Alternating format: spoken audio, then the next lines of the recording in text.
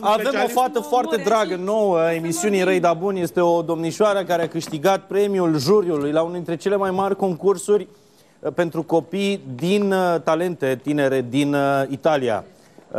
Ti lasci una canzone se numește. Maria Crăciun a debutat aici la Răi da Bun acum mulți ani. Hai să vedem cum a crescut sub ochii noștri această domnișoară și haideți să vă arăt cum arată acum, astăzi, când este ziua ei. Și ce surpriză, ce farsă i-am pregătit. Să nu mai spuneți la nimeni. Imaginile, vă rog.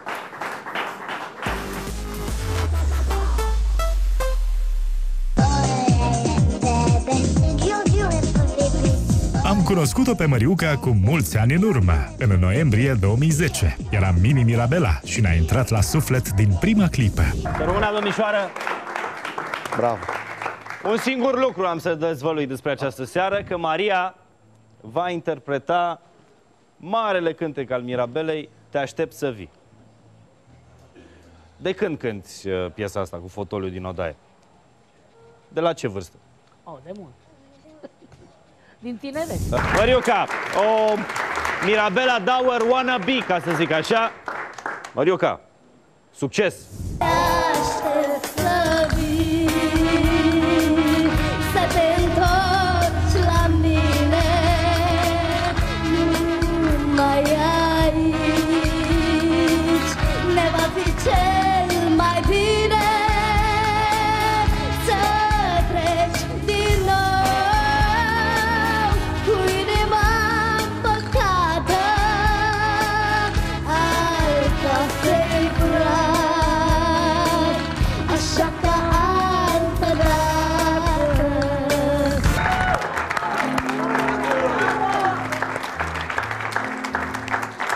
Mă uitam la cadrul cu voi două și aș fi făcut un concurs. Recunoașteți-o pe Mirabela. Până și evantaiul l-a copiat din brandul Mirabela Dauer. Un an mai târziu reprezenta România la emisiunea concurs Te las și una canzone de la Rai 1. Maria Crăciun ci canta Caruso. Hai, Maria. Te voglio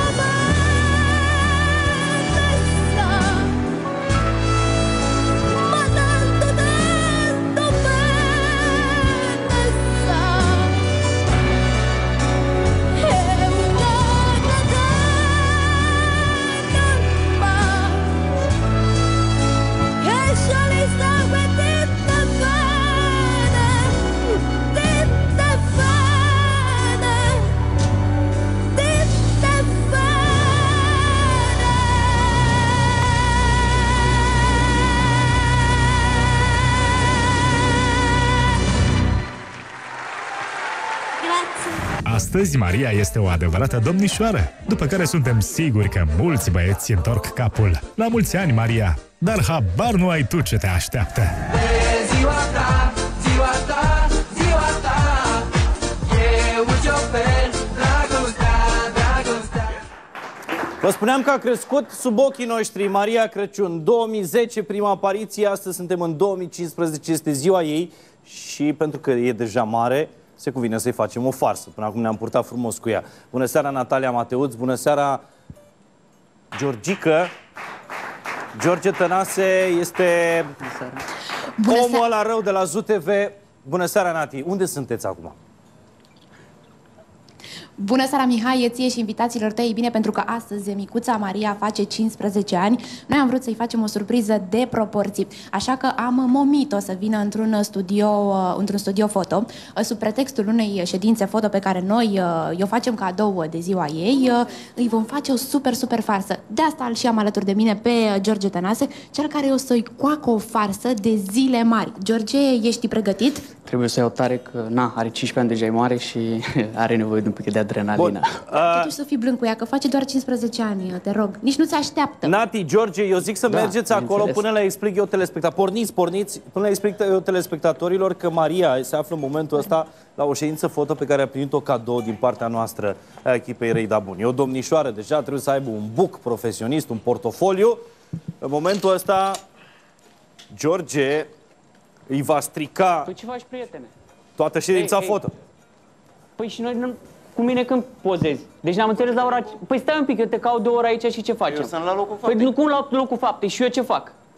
Așteptăm acum, să cu domnișoara. Păi, te-au plătit sau ce? I-ați plătit? Doamna, ați plătit dumneavoastră? Păi stai, frate, deci ne înțelegem la 5. Acum nu mă las să fac nici filmare. Trebuie să vă spun că Maria nu știe absolut nimic. Absolut nimic, nu e o regie, e totul pe bune. Tu îți bagi joc de mine? Nu. Îți bagi joc de mine? Nu. Care-i treaba cu fetița asta? Este o ședință foto de ziua ei. Păi și ce mă interesează pe mine de ziua ei dacă eu am de făcut treaba aici? Așteptăm. Păi tu îți bagi joc de mine, vrei să sun undeva să te dea afară? Care-i problema ta?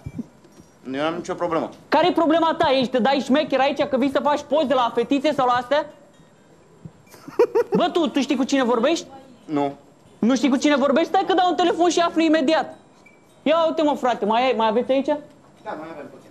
Păi cât ce înseamnă puțin? Dacă tot ai venit, nu vrei să mă ajut să faci niște poze pe? Ce să fac poze, frate? Eu am treaba aici, am de filmat cu omul ăsta, tu-ți bagi joc de mine, stau să fac poze? Ce dracu e asta?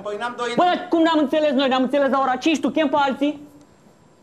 Te-au plătit sau zic care-i treaba ca să știu și eu plec? Sau dacă nu dau un telefon, te-a dat afară și aia e, ce mama măsii? Aia e! Eu trebuie mă ridică tot la... Bă, Andrei, zici și tu care-i treaba. Ăsta își bate joc de mine. E ziua ta, am înțeles, ok? Care-i treaba cu tine aici?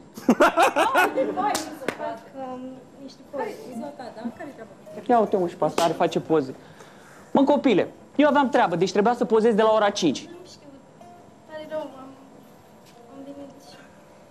Eu trebuia să pozez de la ora 5. Acum trebuia să am filmare, că de-aia l-am văzut pe omul ăsta. Ai înțeles? N-am știut, îmi pare rău, n-am știut. Dă-o încolo de treabă, păi nu ne batem, băi, nu ne batem joc chiar așa, prietene. Nu știu ce vină are copilul ăsta, dar tu ai oricum vină. Deci eu acum trebuia să filmez în locul tău. Eu am pierdut deja jumătate de oră, eu am emisiune. Eu ce fac? N-am știut. Ia uite, frate, ce am ajuns. Bă, deci tu chiar îți bagi joc de mine. Deci pe tine tu zbori, mâine zbori. Stai liniștit, nu te uita așa, tu mâine zbori. Păi, dar ți se pare că sunt copil? Nu mi se pare că ești un copil. Uite-te la mine și la ea. Eu sunt ea? Nu ești ea, dar e ziua ei. Păi și dacă e ziua ei, păi și ziua mea. Ziua mea e fiecare zi. Care-i problema? Care-i problema? Că nu înțeleg. Dă-o încolo de treabă, dă-o mă ăsta. Nu mai gata, trebuie să zburați de aici. Eu am treabă. E ok? Asta e, eu știu, e ziua ta, dar și ziua mea. Eu pierd bani. Pentru mine, timpul înseamnă bani. Ai o carieră în față, ai timp să vezi și tu peste câțiva ani ce înseamnă chestia asta. Poate într-o zi o să vii și tu să uri la alții. Dar asta e situația, asta e televiziunea. Gata, Maria, totul a fost o farsă. Hai, Natalia, scap-o, săracă, mai avea un pic și plângea. Da, o scap, draga noastră. Sperăm că nu te-am speriat prea tare. Uite, astea sunt florile, baloanele, o atenție din partea echipei Râi da Buni. Maria, draga mea, erai foarte speriată. N-am știut, eram foarte fericită și dintr-o dată a venit cineva, țipa, nu știam, era... Puneți casca să te audă și Mihai. La mulți ani, Maria! Nu știam ce se întâmplă. La mulți ani, Maria! Ne era o milă, sunt aici cu Cornelia Rednic, cu Pindu, cu Mihalis. Ne era o milă de tine, de fața aia ta nevinovată, de copil care n-a făcut niciodată rău la nimeni, de a veni golanul ăsta de George Tănase să te dea afară că avea el filmare. Ne cerem scuze pentru asta, dar orice cadou... Mulțumesc foarte mult, mulțumesc. Știi cum e? Noi ți-am făcut cadou ăsta, ședința foto, dar niciun cadou nu rămâne nepedepsit. Ți-am făcut și farsa în același timp. Ești deja fată mare, ai 15 ani. Credeai că vii să faci poze și gata, scape așa, doar cu pozele? Mă simțeam foarte bine și dintr-o dată am devenit foarte... Nu te așteptai să intre nebunul ăsta peste tine, aici să strice ședința foto care mergea foarte bine de altfel. N-aveam nicio idee de așa ceva. Maria! Fixat pe Antena Stars, pentru că în momentul ăsta cineva tare drag ție, practic modelul pentru care tu te-ai apucat de cântat, vrea să spună la mulți ani. La mulți ani, Maria, te pupăm toți!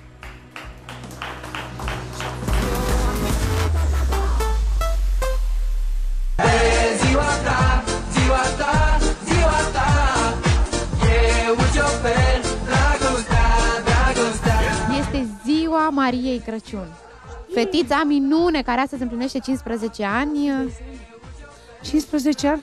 Tu dai seama că eu o știu de la 5 ani sau 6 ani? Ne-au primit pe toți cu talentul ei. Vreau să-mi spuneți ce urare îi faceți în această zi importantă pentru ea. Eu pe Măriuca o iubesc foarte tare, chiar dacă nu-i spun lucrul ăsta în fiecare zi. Mie nici nu-mi place să spun, nu-i așa, Lucky? O iubim pe Măriuca. O iubește pe Măriuca cu siguranță. Da. Și să spun la mulți ani, asta e banal. Știi că eu am niște sentimente foarte, foarte profunde pentru ea. Aș putea spune că sunt mama doi. Nu m-a dezamăgit niciodată și nu-mi vine a crede că are 15 ani. Deci nu-mi vine a crede. Ea a crescut sub ochii mei și când o văd acum domnișoară, eu îi doresc tot binele care poate să-l dorească o mamă. De cât timp o cunoașteți pe Maria? Eu că avea, când ne-am cunoscut la Sinaia, 5 sau 6 ani. Da, avea 5 sau 6 ani, era ceva așa, eu când am venit la mine și mi-a cântat